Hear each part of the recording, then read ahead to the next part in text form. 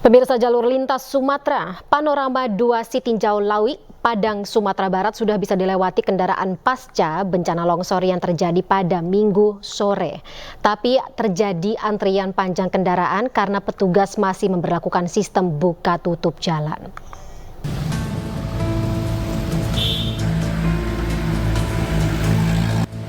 Pasca bencana longsor di kawasan Panorama 2 Sitinjau Lawi, Sumatera Barat, jalur lintas Sumatera Padang Solok Senin 13 Mei pagi sudah bisa dilalui oleh kendaraan roda 2 maupun roda 4. Namun petugas berlakukan sistem buka tutup jalan hingga terjadi antrian panjang kendaraan.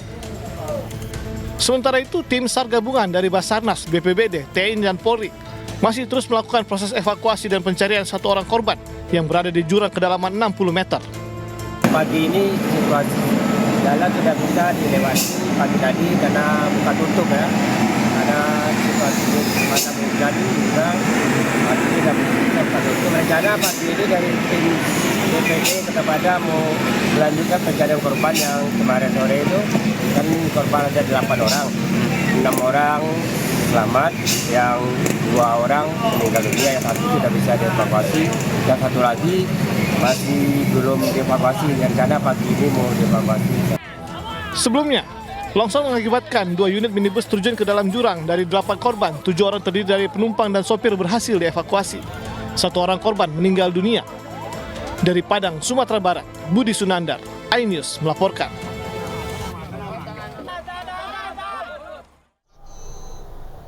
Sementara itu, mencari salah satu anggota keluarganya yang hilang diterjang banjir bandang, satu keluarga rela bermalam di kantor Kecamatan Kayu Tanam di Padang Pariaman, Sumatera Barat. Sementara menurut BPBD Padang Pariaman diperkirakan masih ada sekitar 6 orang yang berada dalam pencarian.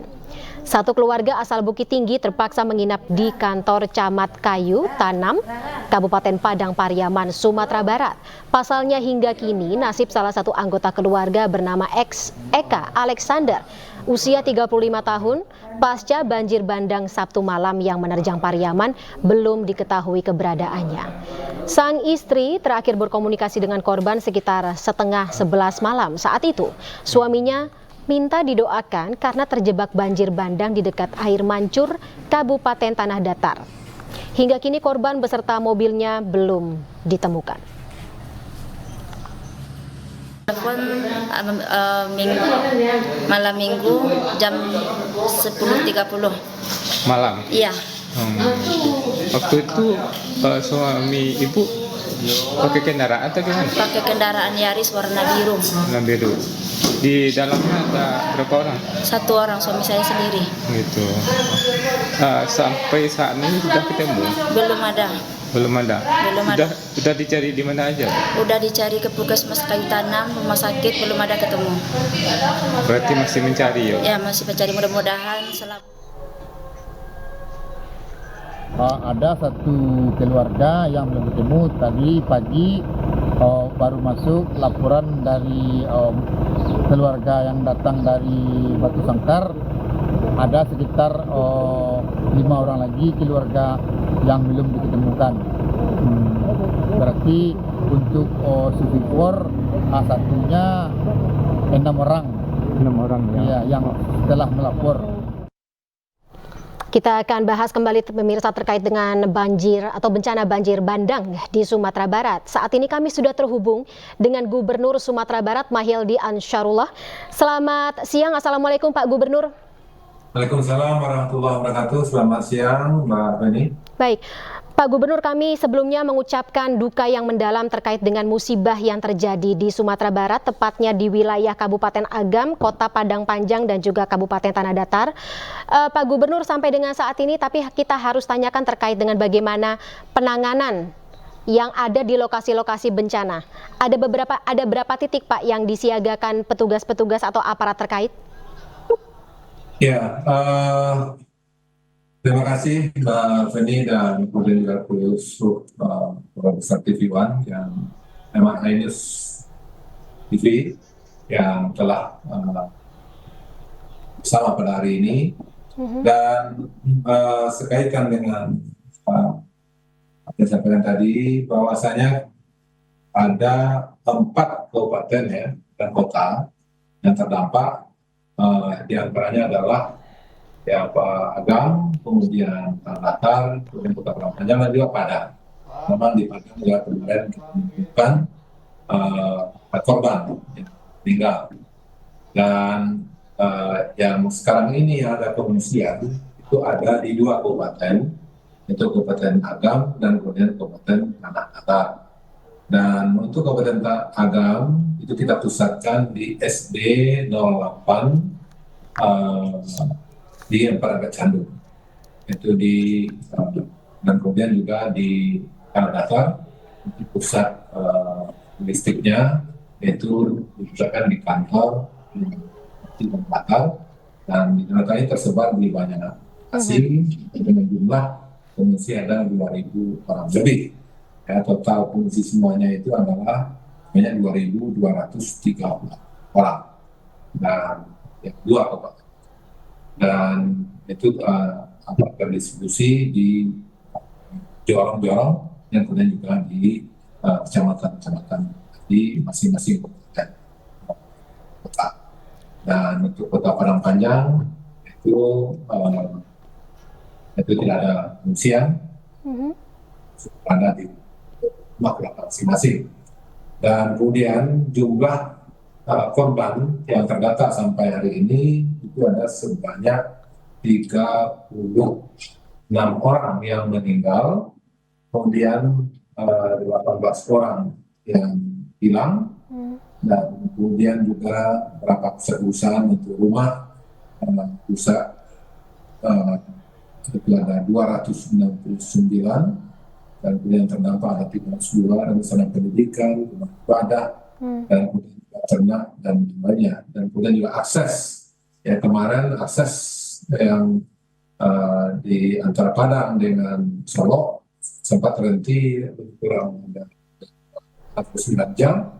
Alhamdulillah kemarin jam 3 malam sudah ada Padang Solo, kemudian juga Padang dan Bukit Tinggi melalui Malala. Alhamdulillah juga kemarin juga sudah lancar.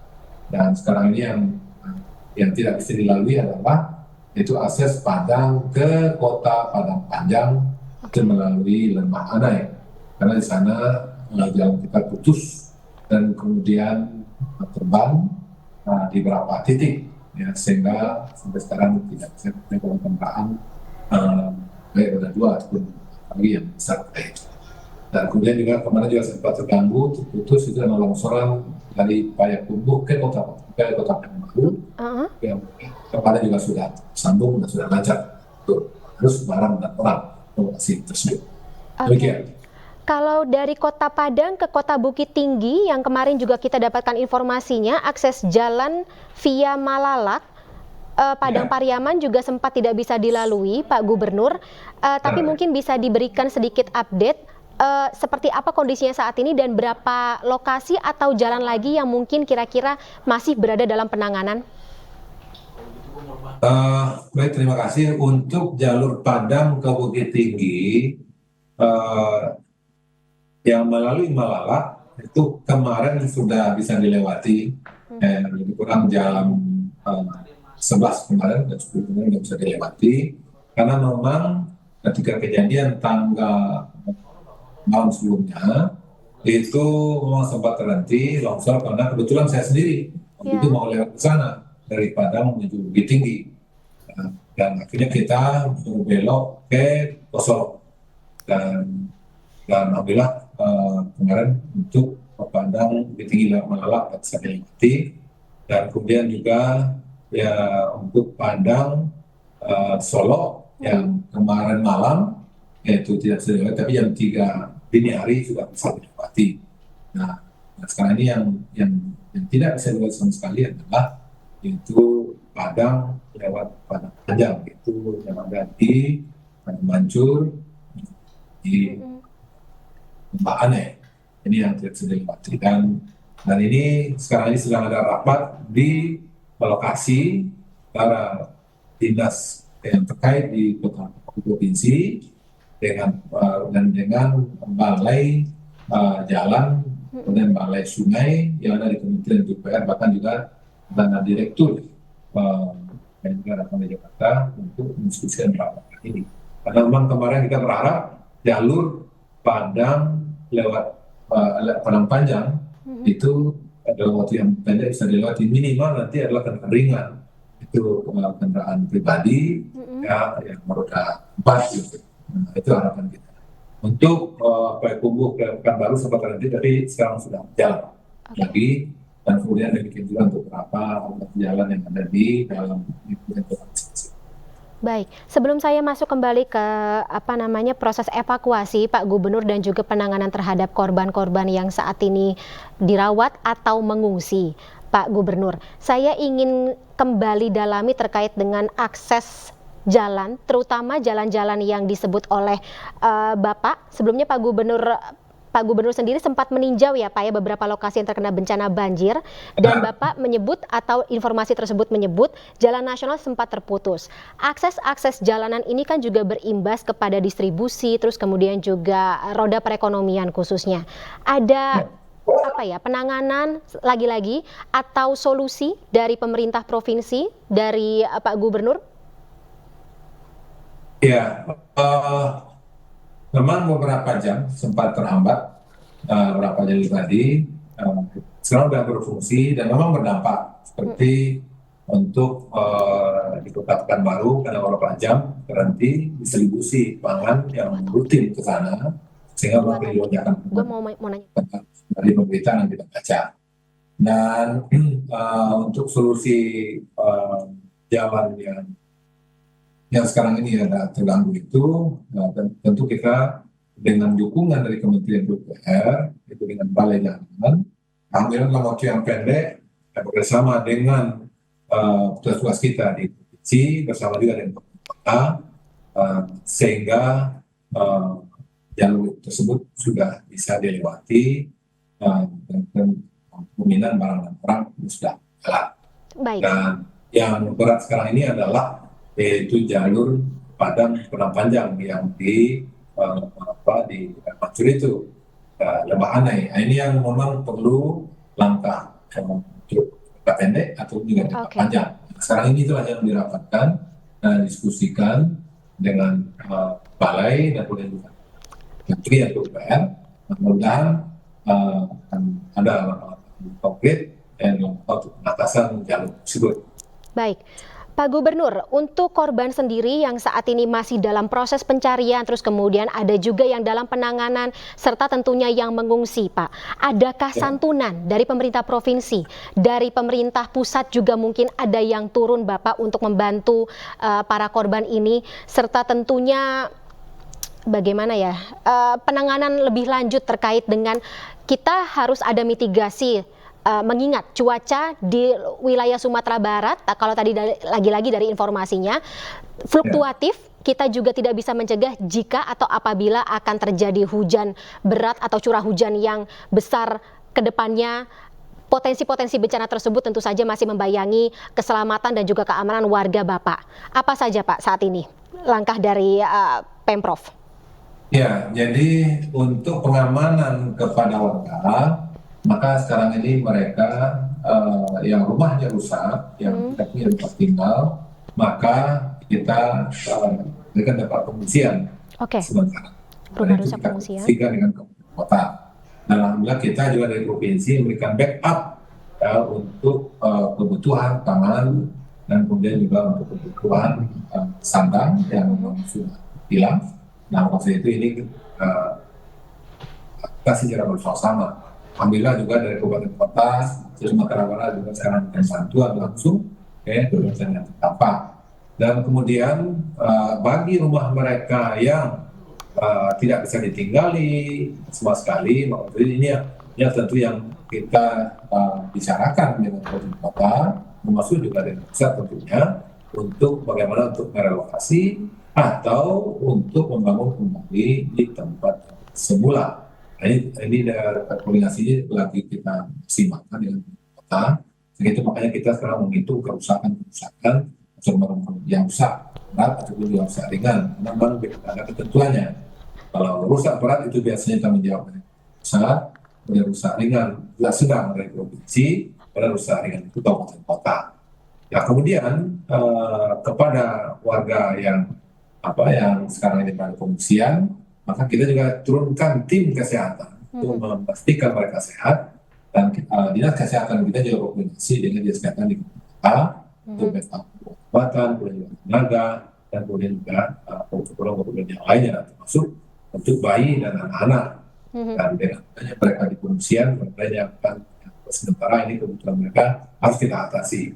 Nah, kaitan dengan keluarga korban yang ada luka-luka, itu langsung dibawa ke rumah sakit yang terdekat, dan kemudian setelah itu kita dirujuk ke rumah sakit yang dari tersebut, seperti daerah Bukit Tinggi, dan kali itu adalah rumah sakit Ahmad Mukhtar Bukit Tinggi, itu dirujuk ke sana. Dan kemudian demikian juga untuk yang di daerah di Kota Padang juga kita rujuk ke rumah sakit Semen Padang, kemudian Jamil, kemudian juga rumah sakit utara yang ada di Kota Padang. Baik. Dan pembiayaan untuk luka yang dengan musibah ini, maka itu kita provinsi menanggung untuk mereka, dan sehingga memang itu mereka tidak membanding, dan kita harapkan rumah sakit bisa memberikan pelayanan yang maksimal kepada warga kita yang musibah. Baik, biaya penanganan medis maupun juga penanganan setelahnya ditanggung oleh pemerintah ya Pak. Pak Gubernur, karena durasi kita terbatas, kita terpaksa sudahi dulu informasi dari Bapak pada siang hari ini, tapi nanti kita tetap akan sama-sama mengupdate perkembangan dari tidak hanya proses pencarian, evakuasi, tetapi juga penanganan dari korban banjir yang terjadi di Sumatera Barat. Tapi sebelumnya terima kasih banyak atas waktunya Pak Gubernur. Selamat kembali bertugas Bapak. Salam sehat selalu. Assalamualaikum warahmatullahi wabarakatuh. Selamat siang.